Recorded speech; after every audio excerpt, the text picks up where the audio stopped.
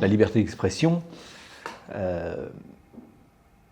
c'est tout un ensemble de règles ou de dispositions qui permettent à chacun de pouvoir s'exprimer. Et tout de suite, ce qui est intéressant, c'est de savoir quelles sont les limites.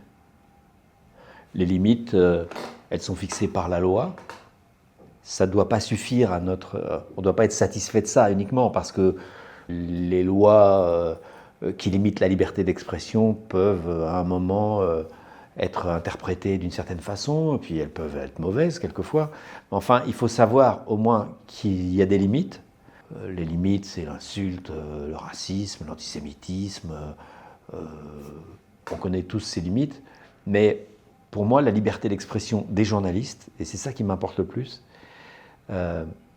professionnellement en tout cas, c'est que la liberté d'expression doit être toujours basée sur des faits, des vérités factuellement établies et journalistiquement établies.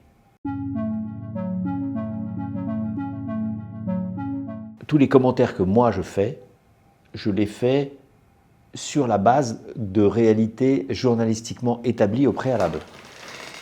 Et c'est compliqué en politique. En politique, une fake news, par exemple, et c'est donc un fait qui n'est pas journalistiquement établi et qui ne devrait pas susciter de commentaires de ma part, mais une fake news diffusée sur les réseaux crée une réalité politique établie. On crée une autre réalité. Et celle-là, je dois et je peux la commenter.